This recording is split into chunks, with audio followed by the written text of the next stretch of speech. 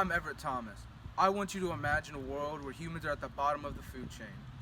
In this world, the consumers torture the humans to get their meat, yet the humans' meat only hurts the consumers and eventually destroys the environment. They only get to live to 18 also. Seems like a scary reality, right? Well, that's his reality. Welcome to Reality Check. Here I am at National Beef, where they slaughter nearly 14,000 cows a day to 5 million a year. Seems like a lot, right? Well, I'm sorry to tell you, that was only 0.0041% of the total animals slaughtered in 2016. Ain't that a reality check? Right now I'm with one of the top farmers in Salem Grove area. How are you today? Well, the parking was a bit of a pain, but you kind of smell. That's great. Please, tell me a little bit more about meat consumption. Well, in 2016, there was approximately 300 million cattle slaughtered, 66 billion chicken, 1.5 billion pigs, and 120 billion fish processed for food. Do you end up processing every animal? And if not, how much gets wasted? Well, across America, there's about 50 million wasted animals, and across the world, there's about 12 billion. Wow! Spin me around and take me to town. That is surely a lot of animals.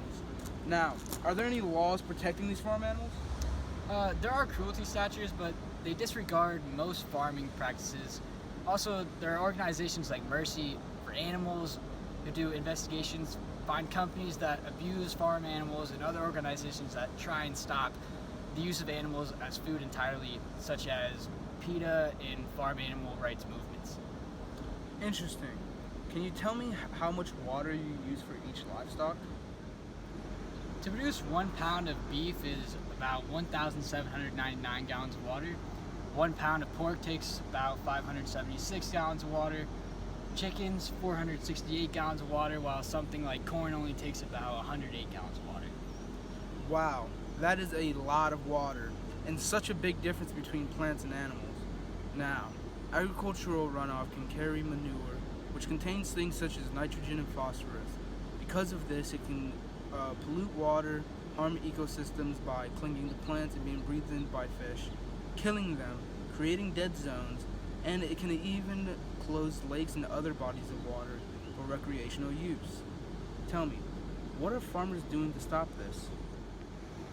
Well, we can place a buffer strip, which is a wide strip of deep-rooted plants, along a body of water such as a lake or stream, and this helps filter harmful nutrients from getting into the water.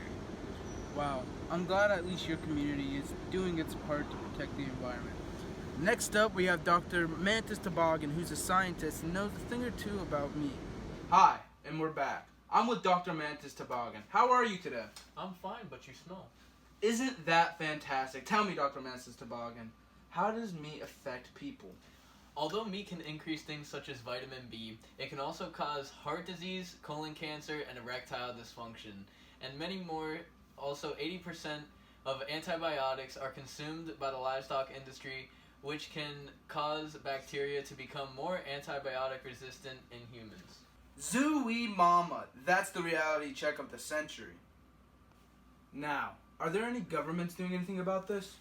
Nothing really in the United States, but China's health ministry is recommending its people to eat 40 grams to 75 grams of meat per person each day to lower things such as obesity and the pollution the meat factories create. Because of this, China is suspecting a 50% decrease in citizen meat consumption. Wow, isn't that interesting? Hopefully other countries can take by example and do the same thing.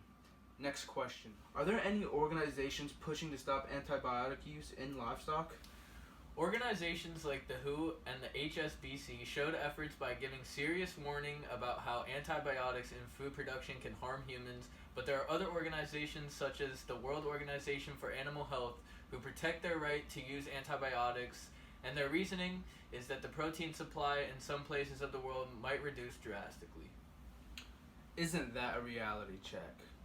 Now, ladies and gentlemen, I want you to give a round of applause for Dr. Mantis Toboggan for being on the show. Thank you so much.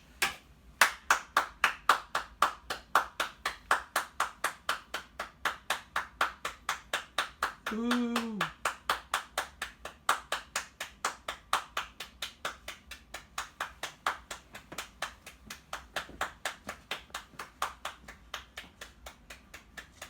everybody, it's Mr. Cow. Did you know people are using the methane in manure to create power that can be stronger than fossil fuels and coal?